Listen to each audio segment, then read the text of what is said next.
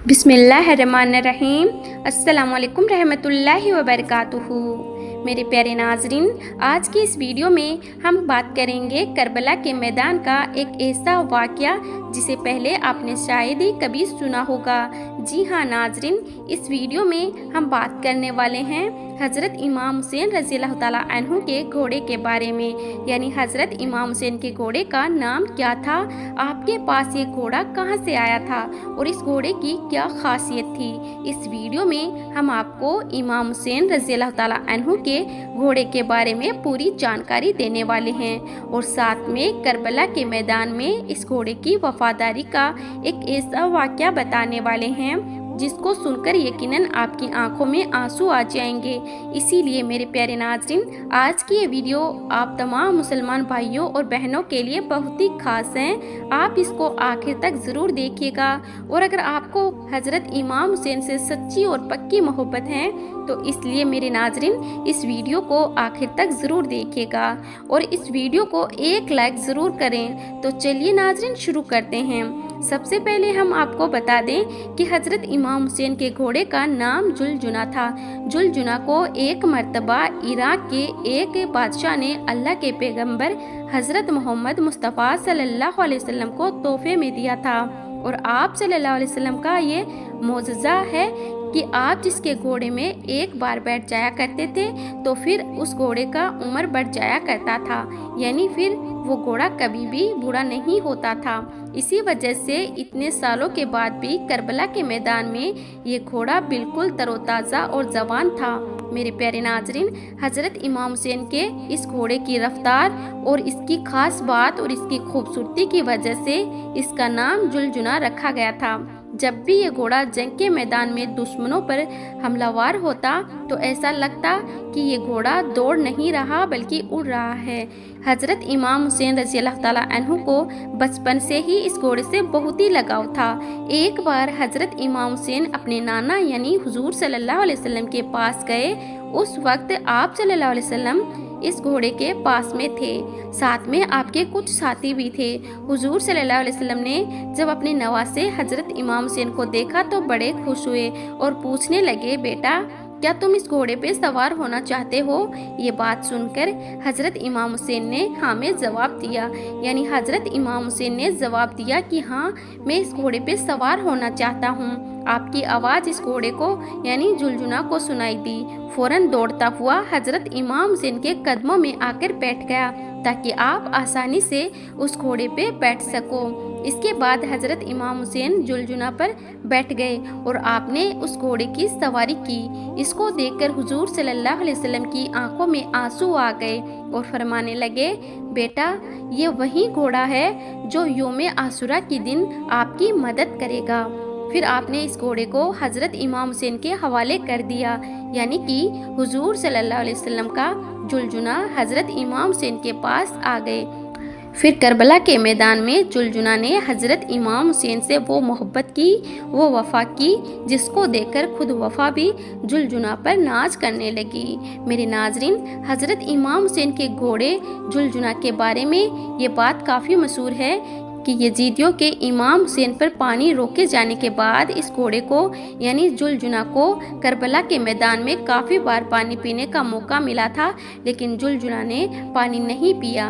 उन्होंने हज़रत इमाम हुसैन के साथ में पानी ना पीकर अपने वादे वफ़ा का नाम कर दिया, जिसको देखकर खुद वफ़ा ने भी जुलजुना पर नाज किया। उसके बाद जब करबला के मैदान में 10 मुहर्रम के दिन हज़रत इमाम हुसैन जुलजुना से नीचे गिरे तो आपका ये घोड़ा आपके सामने इस तरह से आकर के खड़ा हो गया कि फिर यजीदियों की तरफ से आने वाली हर तीर को अपने जिस्म पर झेलने लगा और उस वक्त जुलजुना के जिस्म पर इतनी तीर लगी कि उसके जिस्म का कोई भी हिस्सा बाकी नहीं रहा। रिवायतों में है कि जुलजुना को इतने तीरे लगने के बावजूद भी हज़रत इमाम हुसैन के इस घोड़े ने 60 से ज़्यादा यजीदियों को मौत के घाट उतार दिया था। उसके बाद जब उन जालिमों ने हज़रत इमाम हुसैन और उनके साथियों को शहीद कर दिया तो आपका ये घोड़ा जुलजुना तमाम लाशों के इर्द गिर्द चक्कर लगाने लगा और जोर जोर से हिनाने लगा। फिर जुलजुना हज़रत इमाम हुसैन के लाश के पास आकर ठहर गया और अपनी पेशानी को इमाम हुसैन के खून से तर कर लिया। फिर अपने पाँव को करबला की जमीन पर इस तरह मारा और इतनी जोर से आवाज निकली कि पूरे मैदान में सन्नाटा छा गया। ये देखकर दुश्मनों के भी पसीने छूट गए। उस वक्त उमर साद की नज़र इस घोड़े पे पड़ी। अपने लोगों से कहने लगा, इस घोड़े को मेरे पास लाया जाए। ये घोड़ा अल्लाह के रसूल के बेहतरीन घोड़ों में से एक घोड़ा है। उमर बिन साद के कहने पर लोग इस घोड़े को पकड़ने के लिए दौड़ने लगे। जैसे ही वह लोग जुलजुना के करीब गए, जुलजुना ने इस कदर अपना पांव मारा कि उन सबको वापस वहां से भागने का मौका नहीं मिला। वो लोग वहीं पर ढेर हो गए। ये देखकर उमर बिन साद चिल्लाया, इसको इसके हाल पर छोड़ दो, देखते हैं ये क्या करता है। फिर जुलजुना लोगों के हुजूम से निकला और हजरत इमाम हुसैन के पास आकर अपनी पेशानी को हजरत इमाम हुसैन के खून से शुरू कर लिया। फिर इस तरह से रोया कि जैसे कोई औरत अपने जवान बेटे की लाश पर रोती है। अल्लाह अकबर। मेरे प्यारे नाजरीन, करबला के वाक़े के बाद एक मर्तबा एक शख्स हज़रत इमाम बाकिर रहमतुल्लाहि अलैहि की खिदमत में हाजिर हुआ और दस्ते अदब को जोड़कर निहायती अदब से अर्ज करने लगा, इमाम वक्त, आप करबला के मैदान में मौजूद थे। हमने सुना कि जब इमाम हुसैन घोड़े से नीचे आए तो जुलजुना आपको कह रहा था और ज़ोर ज़ोर से आपसे कुछ कह रहा था। ए रसूलुल्लाह सल्लल्लाहु अलैहि वसल्लम के नवासे, आप हमें बताएं कि उस वक्त वो घोड़ा हज़रत इमाम हुसैन से क्या कह रहा था। बस इतना सुनना था कि हज़रत इमाम बाकिर रहमतुल्लाहि अलैहि जोरो कतार रोने लगे और फरमाने लगे, इस वक्त जब हज़रत इमाम हुसैन घोड़े के जिन से नीचे ज़मीन पर आने लगे तो फिर वह घोड़ा आपका तवाफ़ करने लगा था कि दुश्मनों की कोई भी तीर, कोई भी नेज़ा आपके जिस्म पर ना लगे। दुश्मनों की तरफ से आने वाली हर तीर को जुलजुना ने अपने जिस्म पर ले लिया। उस वक्त जुलजुना के जिस्म पर कोई भी ऐसा हिस्सा नहीं बचा था जहाँ जहाँ पर तीर ना लगा हो। उस वक्त जुलजुना जोर जोर से चिल्लाकर यजीद की फौज से कह रहा था कि लानत हो तुम लोगों पर कि अपने ही रसूल के नवासे को कत्ल कर रहे हो। फिर उस शख्स ने पूछा, ए नवासे रसूल, क्या उस वक्त वो घोड़ा और भी कुछ कह रहा था? इतना सुनना था कि हजरत इमाम बाकिर रहमतुल्लाहि अलैहि चीख चीख कर रोने लगे और फरमाने लगे, उस वक्त घोड़ा कह रहा था कि ए मेरे आका हुसैन, बस एक बार आप मेरी पुश्त पर सवार हो जाओ, मैं आपको इतना दूर ले जाऊंगा कि किसी भी जालिम का तीर आपको छू नहीं सकेगा।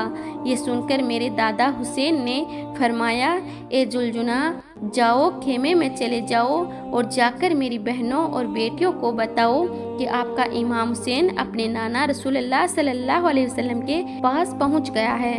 बस इतना सुनना था कि वो घोड़ा खेमे की तरफ बढ़ा और जाकर बीवियों के खेमे के बाहर जोर जोर से आवाज़ें निकालने लगा।